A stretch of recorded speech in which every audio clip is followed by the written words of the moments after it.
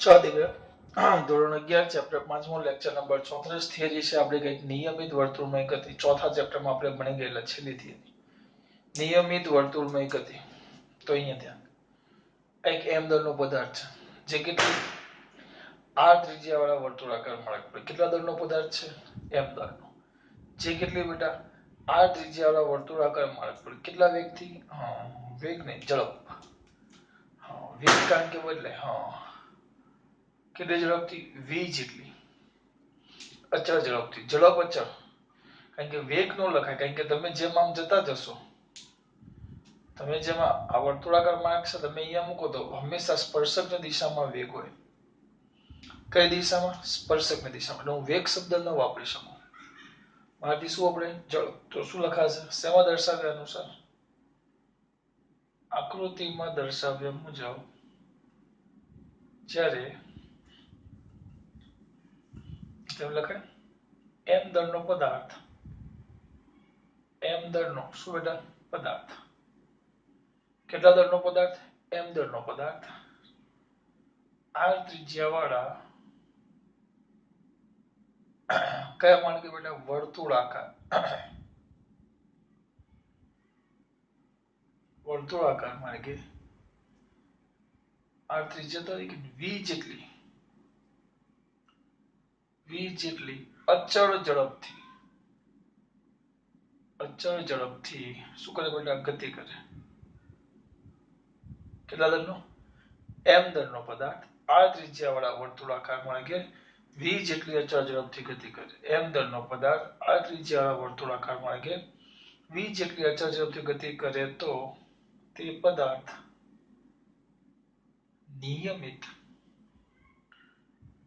નિયમિત વર્તુળમય, ત્યારે એ પદાર્થ નિયમિત વર્તુળમય ગતિ કરે છે તેમ કહેવાય. આ ધ્યાન રાખજો ખાસ.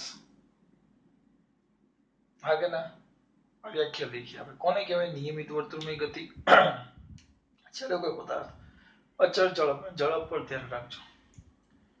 v જેટલી અચળ ઝડપથી ગતિ કરે તો તે પદાર્થ નિયમિત વર્તુળમય ગતિ કરે. આપણે કીધેલું, મુદ્દા યાદ કરી દો. એક તો ઝડપ અચળ હોય, નિયમિત વર્તુળમય ગતિમાં પદાર્થના વેગની દિશા ક્યાં હોય? હંમેશા વેગની દિશા. બોલો, વેગની દિશા એ વર્તુળાકાર માર્ગના દરેક બિંદુ આગળ સ્પર્શકની દિશામાં. દિશા એ વર્તુળાકાર માર્ગ પરના દરેક બિંદુ પાસે દોરેલા સ્પર્શકની દિશામાં હોય છે.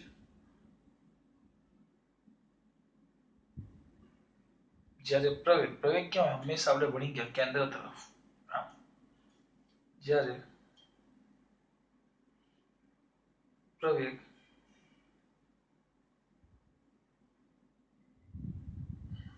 નું સૂત્ર યાદ છે?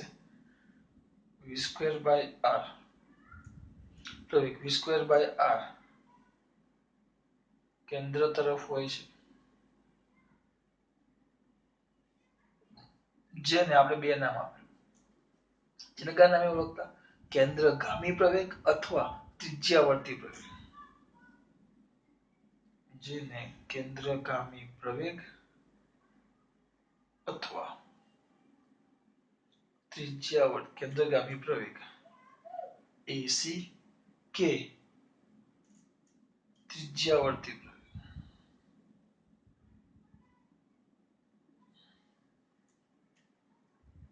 AR વડે દર્શાવે.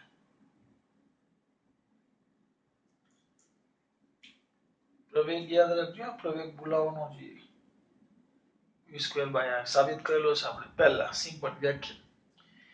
એમ દળનો પદાર્થ આર ત્રિજ્યાવાળા વર્તુળાકાર માર્ગ પર v જેટલી અચળ ઝડપથી ગતિ કરતો હોય. અચળ ઝડપથી ગતિ કરે તો તે નિયમિત વર્તુળાકાર ગતિ કહેવાય. વેગ હંમેશા કોઈ પણ બિંદુ આગળ દોરેલા સ્પર્શકની દિશામાં અને પ્રવેગ હંમેશા કેન્દ્ર તરફ હોય. જેને કેન્દ્રગામી પ્રવેગ AC અથવા ત્રિજ્યાવર્તી પ્રવેગ AR કહેવાય. બરાબર, AR કહેવાય. તો આ પ્રવેગ છે, આ પ્રવેગને કારણે m દરના પદાર્થ પર શું લાગશે? બળ. આ પ્રવેગ ને કારણે m દરના પદાર્થ પર લાગતું બળ. m દરનો પદાર્થ છે એના પર કઈક બળ લાગે. કારણ કે પદાર્થ પર શું લાગશે? બળ. પ્રવેગ હોય તો પ્રવેગને કારણે કઈક બળ લાગે. બળને આપણે શું કહીએ? F. તો F is equal to ma, પણ FC is equal to AC. કેન્દ્રગામી પ્રવેગ અથવા ત્રિજ્યાવર્તી લખવું હોય તો AR લખી શકો તમે. તો સૂત્ર શું થશે આપણું? F છે, F.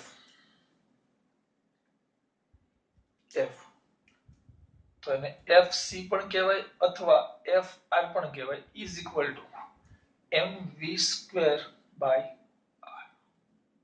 કારણ કે AC ની કિંમત આવેલી v square by r. AC અથવા AR.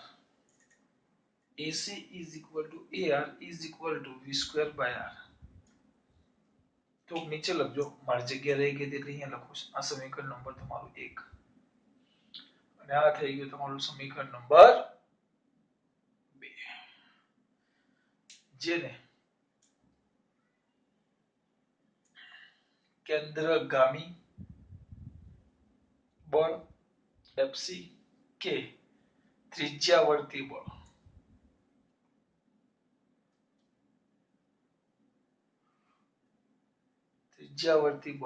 FR વડે દર્શાવાય.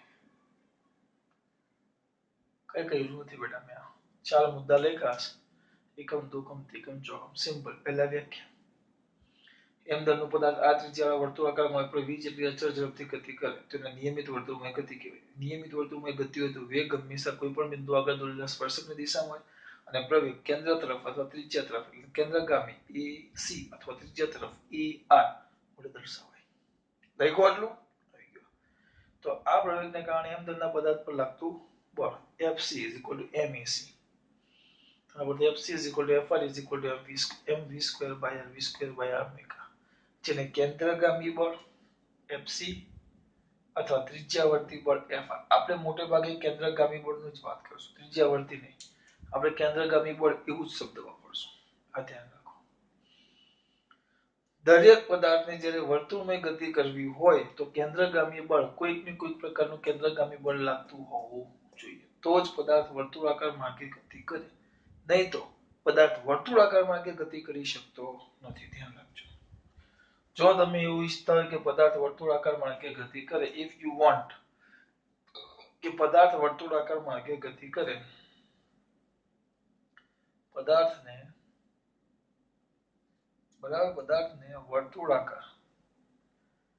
વર્તુળાકાર માર્ગે ગતિ કરાવવા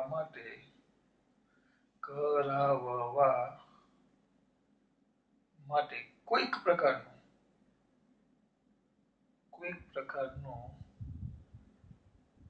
કેન્દ્રગામી બળ તો લાગતું જ હોવું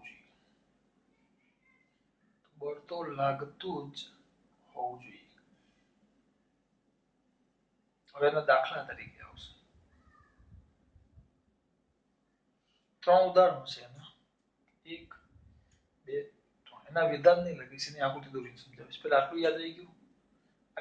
કારણ કે ભૂસી નાખવાનું છે. પછી 3 ઉદાહરણ તમારે અહીંયા લખાય. અહીંયા જે હું સમજાવીશ તમારે અહીંયા લખી નાખવાના. પહેલું, m દરનો પદાર્થ આ ત્રિજ્યાવાળા વર્તુળાકાર માર્ગ પર v જેટલી અચળ ઝડપથી ગતિ કરે તો નિયમિત વર્તુળમય ગતિ કહેવાય. નિયમિત વર્તુળમય ગતિમાં કોઈ પણ બિંદુ આગળ દોરેલો સ્પર્શક કોઈ પણ બિંદુ પાસનો સ્પર્શક અથવા વેગની દિશા તે બિંદુ આગળ દોરેલા સ્પર્શકની દિશામાં હોય. લખો. એટલે તમારો પહેલો બીજો મુદ્દો થઈ ગયો. પ્રવેગની દિશા હંમેશા કેન્દ્ર તરફ અને કેન્દ્રગામી અથવા ત્રિજ્યાવર્તી પ્રવેગ AC અથવા AR વડે દર્શાવાય. અહીંયા સુધી પહોંચી ગયા. આ પ્રવેગને કારણે ઉત્પન્ન થતા લાગતા બળને FC MAC mv square by r. જેને કેન્દ્રગામી બળ અથવા તો ત્રિજ્યાવર્તી બળ દર્શાવાય. જે કોઈ પણ પ્રકારે વર્તુળાકાર ગતિ કરવા માટે આ બળ અનિવાર્ય છે. સર કેમ એવું? ન લાગતું હોય તો શું થાય? આ બધું હવે જે સમજાવીશ અંદર ખાલી ઉદાહરણ આપેલા છે. પણ ન લાગે તો શું થાય અને લાગે તો શું થાય આપણે જોશું. કેમ એની અનિવાર્ય જરૂર છે, અનિવાર્ય. તો હવે હું તમને એની વાત કરું છું. આને પૂછી નાખું છું, ઉદાહરણ સમજાવું છું.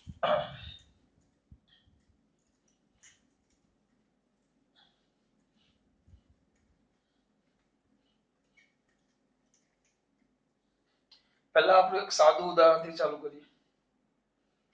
તમે બધાએ જોયું હશે કોઈ કઈક બાળક છે, ડાયો છે બાળક, મારા જેવું. હું ત્યાં દાંત કાઢશે પાછળ. હું ડાયો જ છું બેટા. હા હા. અહીંયા આ પથ્થરને દોરી વડે મેં બાંધેલો છે. ફેરવો છે. તમે આ બધા કર્યું જ છે. અચળ ઝડપથી તમે એને ફેરવો છે. ધ્યાન રાખજો. કેવા ઝડપથી? અચળ ઝડપથી. આ પથ્થરને દોરી વડે બાંધેલું છે. અચળ ઝડપથી એને હું ફેરવું છું. એકદમ અચળ ઝડપથી. બરાબર? આને ફેરવું છું. હવે અહીંયાથી રાખો. જ્યારે કોઈ પણ પદાર્થ વર્તુળાકારમાં કે ગતિ કરે નિયમિત ઝડપે સ્પીડ 41 સ્પીડમાં ફેરવું છું. તો ધ્યાન રાખજો આના પર પ્રવેગ એ સી કેન્દ્ર તરફ હોય. આ ચોપડીમાં કશે જ નથી આપ્યું. ગમે તેટલી ચોપડી વાંચશો તો આ કશે આપ્યું નથી. કારણ કે જે ટોપિક છે આભાસી બળ એ ભૂલી ગયા. આ બાજુ કેન્દ્રગામી, આમાં પ્રવેગ ઉત્પન્ન કેન્દ્ર તરફ થાય. તો નિયમ પ્રમાણે આપણા આ પદાર્થ પર પ્રવેગ ક્યાં છે? કેન્દ્ર તરફ. તો આ મારો m દળનો પદાર્થ છે. તો એના પર આ બાજુ પ્રવેગ ઉત્પન્ન થાય. તો આ બાજુ એની ગતિની વિરુદ્ધ દિશામાં આભાસી પ્રવેગ એટલે કે આભાસી બળ લાગે. યાદ કરો, મેં તમને સમજાવ્યું. જે બાજુ પ્રવેગ હોય, પ્રવેગની કમ્પ્લીટ ઓરિજિનલ પ્રવેગની વિરુદ્ધ દિશામાં કયું બળ લાગે? આભાસી બળ. ઓરિજિનલ પ્રવેગ જે આપણો હોય, ઓરિજિનલ પ્રવેગ એસી હંમેશા, આ ધ્યાન રાખજો, અમારા ઘરનું નથી બેટા, હંમેશા દેખાય છે ને, એસી. તો આપણો એમ દળનો પદાર્થ છે, એના પર કેન્દ્ર તરફ પ્રવેગ ઉત્પન્ન થાય તો આભાસી બળ આ બાજુ લાગે. ખરેખર લાગે? હા. તો વિચાર, દોરી વડે પથ્થર લઈ દો, પછી આમ ફેરવો, ફરતો થઈ જાય, છોડ દો. તો આ છે ને, આ દોરી, આ દોરી દોરી એ પથ્થરને પકડી રાખે. જો તમે અહીંયા તમારા હાથ આગળથી આમ દોરી ઢીલી મૂકી દો તો ઝૂમ કરતો પથ્થર છે ને, આમ આખો પથ્થર આપણો આમ સ્પીડ આમ ઝૂમ કરતો, જે બાજુ પથ્થર થોડો છટકી જાય, આખો ભાગી જાય ત્યાંથી. આપણે એવું થતું નથી, કારણ કે ગમે ત્યારે આ થાય ને થાય જ. તો અહીંયા આભાસી વાળા બાજુ લાગ્યું તો પદાર્થ ફેંકાઈ જવો જોઈએ, પણ એવું થતું નથી. કેમ? કારણ કે આપણે અહીંયા પકડેલું છે દોરી. તો આ દોરીમાં દોરી ખેંચાય રાખી, તો દોરીમાં આ બાજુ તણાવ બળ ટી લાગે, તણાવ બળ. આ તણાવ બળ. તો આ તણાવ બળ છે એટલે એનો મતલબ એમ થયો કે આને વર્તુળમાં ગતિ કરવી હોય તો મારે જેટલું આભાસી બળ લાગે છે, જેટલું આભાસી બળ કોના જેટલું હોય? હંમેશા પ્રવેગ આભાસી બળ આ આયમ દળનો પદાર્થ અને આ પ્રવેગ તો એસી. યાદ રાખજો, આભાસી બળ એ આના જેટલું જ હોય. એ આપણે જોવાનું કેવું હોય, ચેક કરવું પડે. એટલે પદાર્થ એ પ્રવેગથી ગતિ કરે તો હંમેશા આભાસી બળ લાગે. પ્રવેગ કેન્દ્ર તરફ હોય તો આભાસી બળ એની ગતિની વિરુદ્ધ દિશામાં હોય. અનુભવ કર્યો છે કે બસમાં બેઠા હોય, બસમાં બે બાજુમાં કોઈ બેઠું હોય આપણા બાજુમાં, અને બસ અચાનક આમ ટર્ન લે તો આપણે આમ થઈ. જો અનુભવ કર્યો હોય તો બસ અચાનક આમ ગાડીમાં ફોર વ્હીલર બેઠા જોરથી ટર્ન લે તો આપણે આમ થઈ. અમુક વાર તો ટ્રેનમાં ગયા હોય તો એ ટ્રેનમાં તો એ શક્યતા ઓછી, પણ બસમાં એવું ખાસ થાય.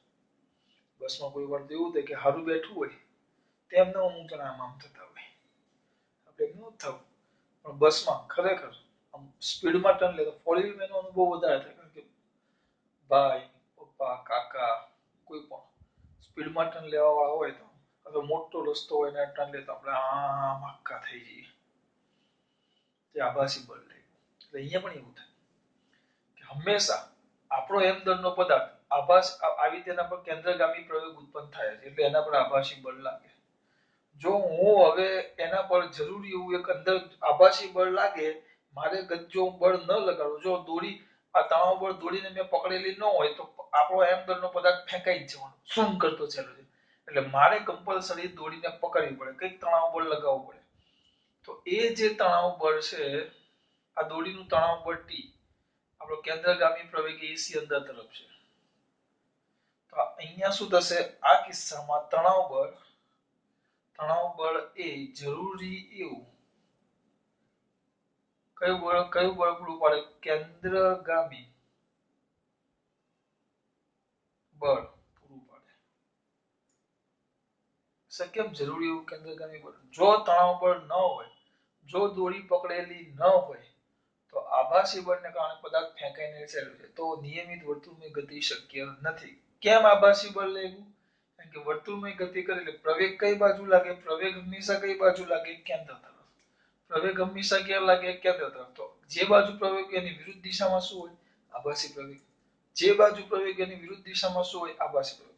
તો આનો વિરોધ કરવા માટે, આભાસી બળનો વિરોધ કરવા માટે કમ્પલસરી મારે એક બળ કે જે એ બેને પકડી રાખે, આનો વિરોધ કરતું બળ એ આપણું તણાવ બળ. તો તણાવ બળ એ જરૂરી એવું શું પૂરું પાડે? કેન્દ્રગામી બળ. બીજું એક ઉદાહરણ આવું જ છે. આ કક્ષા છે. કક્ષા તો કોને ગતિ કરાવવાની ઈચ્છા છે તમને? વચ્ચે કોને મૂકી દઈએ? સૂર્ય. આ સૂર્ય છે અને અહીંયા સરસ મજાની નાની એવી પૃથ્વી છે. આ અર્થ છે, અર્થ. સૂર્ય છે. તો આ સૂર્યની ફરતે પૃથ્વી એક ચોક્કસ વર્તુળાકાર, આમ વર્તુળાકાર નથી, લંબવૃત્તીય છે, આપણે વર્તુળાકાર કક્ષામાં ભ્રમણ કરે છે. તો પ્રવેગ કઈ બાજુ હોય? પ્રવેગ કેન્દ્ર તરફ હોય. એ પ્રવેગ કેન્દ્ર તરફ હોય. તો આભાસી બળ આ બાજુ લાગે ને લાગે છે, પણ મારે તો એને ગતિ ચાલુ રખાવી છે. આભાસી બળ આ બાજુ લાગે. કયું બળ બેટા? આભાસી.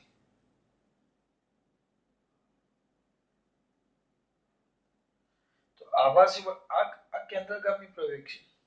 તો આ આભાસી બળ લાગે, જેને કારણે જો કોઈ બળ ન હોય તો પૃથ્વી ફેંકાઈ જાય. આપણે એવું થતું નથી. કેમ? કારણ કે આ બંને વચ્ચે, સૂર્ય અને પૃથ્વી વચ્ચે એક બળ લાગે. સૂર્ય અને પૃથ્વી વચ્ચે એક બળ લાગે, જેને આપણે કયું બળ કહીએ છીએ? ગુરુત્વાકર્ષણ બળ. તો આ ગુરુત્વાકર્ષણ બળ એ આભાસી બળ થયું ને, જેને કારણે ફેંકાઈ જાય. ફેંકાવું ના હોય તો આ આભાસી બળને કારણે ફેંકાઈ જાય તો કેન્દ્ર તરફ એક જરૂરી બળ જોઈએ, જે એ આભાસી બળનો શું કરે? વિરોધ કરે. તો આ ગુરુત્વાકર્ષણ બળ એ જરૂરી એવું શું પૂરું પાડે? કેન્દ્રગામી બળ પૂરું પાડે.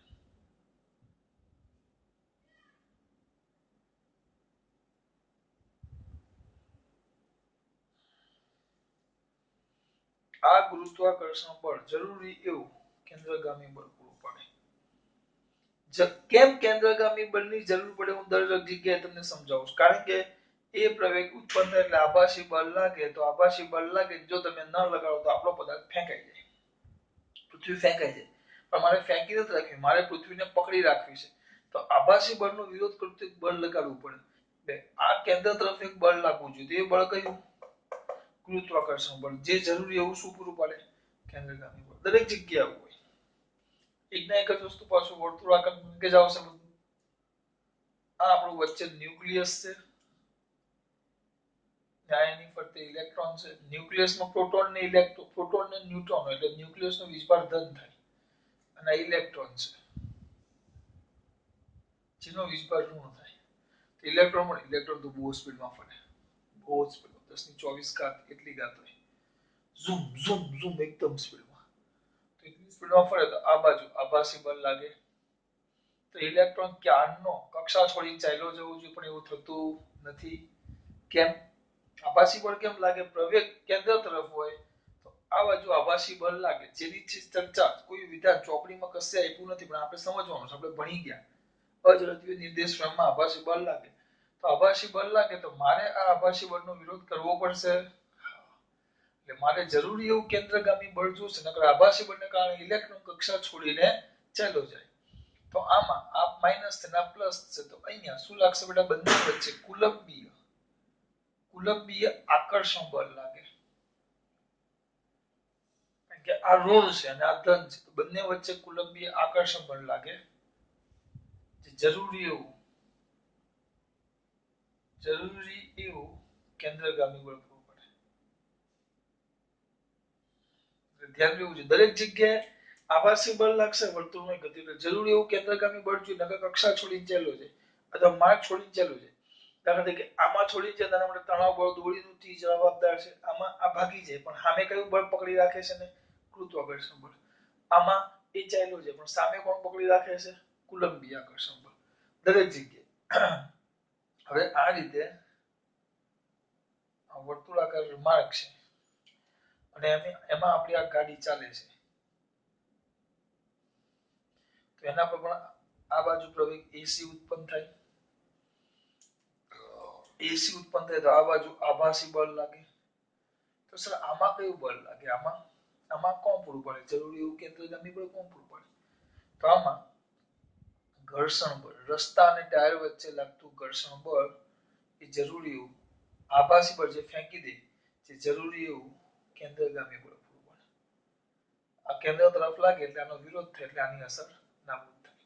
દરેક જગ્યાએ કેન્દ્રગામી બળ, આમાં કેન્દ્રગામી બળ કોણ આવ્યું, તણાવ બળ. આમાં કેન્દ્રગામી બળ કોણ આવ્યું, ગુરુત્વાકર્ષણ બળ. આમાં આ બે એક સરખું હોય તો અચળ ઝડપથી ગતિ કરે. દાખલા તરીકે સમજો, પૃથ્વી અત્યારે પોતાની જે કક્ષામાં છે એના કરતા એને નજીક લાવી દેવામાં આવે, નજીક અહીંયા લાવી દઈએ, નજીક લાવી દો તો અંતર ઘટે, તો ગુરુત્વાકર્ષણ બળ વધે, તો આ પૃથ્વી સૂર્ય તરફ આવતી રહે, આખી સૂર્યના અંદર ચલી જાય.